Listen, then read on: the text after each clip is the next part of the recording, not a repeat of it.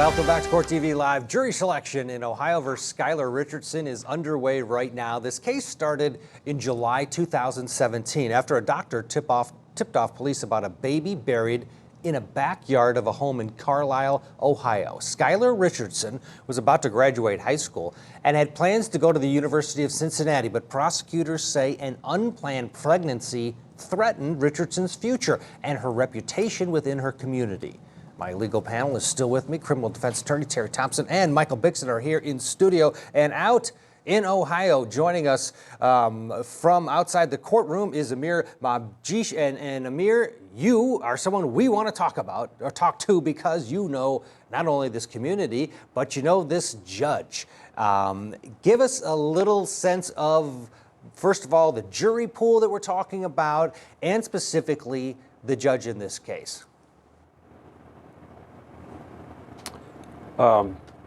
Thank you for having me, first of all. But the community here is obviously a Midwest, more conservative. It's on the outskirts of Cincinnati, which is an urban area, so it's not as if it's a rural community, but it is a little further north, so it's definitely a conservative, more conservative area. I would say people with more traditional conservative values.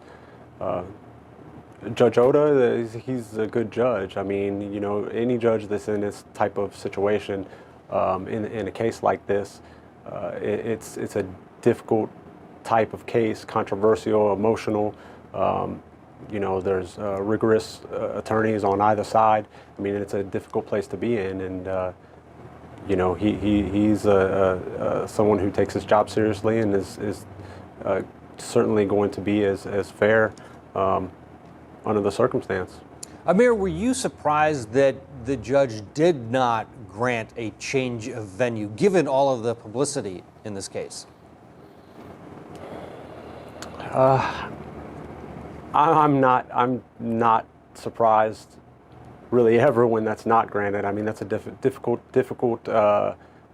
motion to have granted. It's a high standard, regardless of how much publicity. It's more so the nature of the publicity, and certainly there's been a lot in this case, but no, I'm not really surprised when change of venues are not granted. In this case, you live in this community. Give us a sense of the amount of publicity and how much of this narrative that the body was burned was out there, and do you think absorbed by this potential jury pool and the community? Yeah, I mean, the burning issue coming straight out of the gates, I think was like often been said, it was the narrative from the beginning that the prosecution pushed. So that's what, you know, that's what initiated the case. That's what initiated the investigation. That's what initiated publicity, and that's what everybody heard right out of the gate. So, I mean, was there publicity on that, and did that get disseminated throughout a large population here? Of course. How that's affected people, I don't know, and that's what voir dire is for. And we're watching voir dire take place here live on Court TV. It's always fascinating to watch and listen to all the people who are potential jurors and their different things that they're bringing to the table.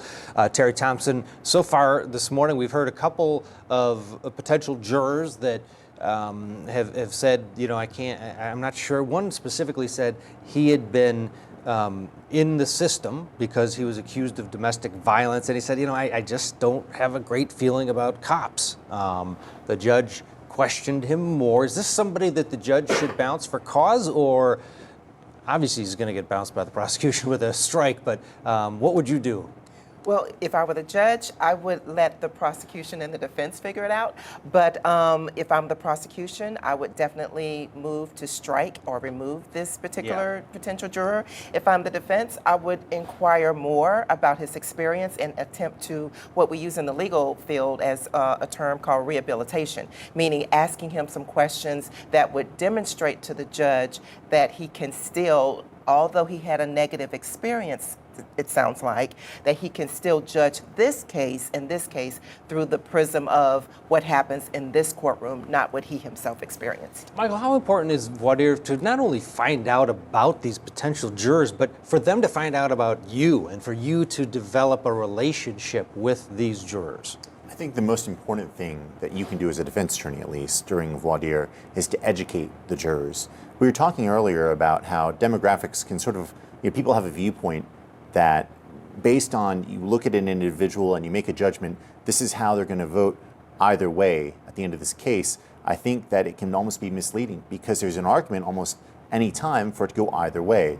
But when you are able to educate them about the case, about the facts and the law, you're going to end up with the best jury panel that you can get. Absolutely. Ameer, we watched the both sides give sort of mini opening statements. I gather that this is the way you do it in this county.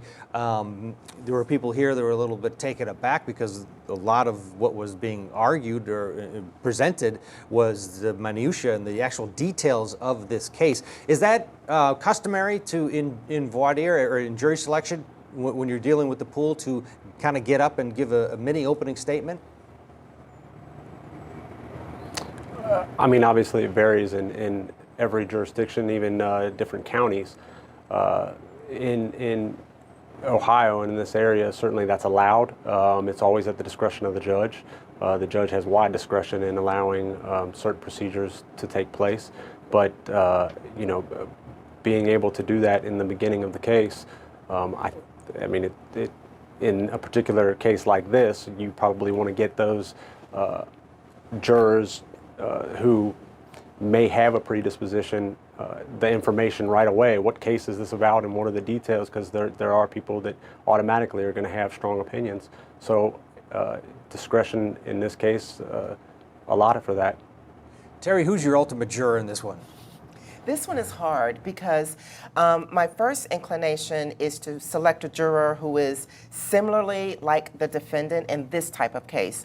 Perhaps a female, perhaps someone who's under 30 who may have experienced a little bit of life, maybe the hardships of life. But even in that type of gut reaction to pick that type of a juror, there's drawbacks because the way the prosecution is painted, Ms. Richardson, is someone who comes from a privileged background. So would someone who is near her age look at the defendant like, oh, well, you're just a prima donna. Right. So it really cuts both ways. This is a difficult jury to pick.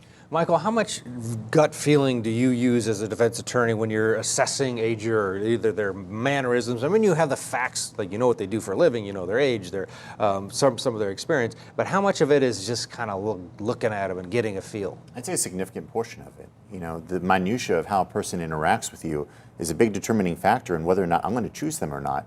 The way that they respond to my questions, the way that they give their answers. And, you know, looking from afar, you just don't, it's hard to really gauge that. But when you're there and you're actually talking to them face to face, that's when you really know this is who I want or this is who I don't want. Ameer, who would you be after as a potential juror?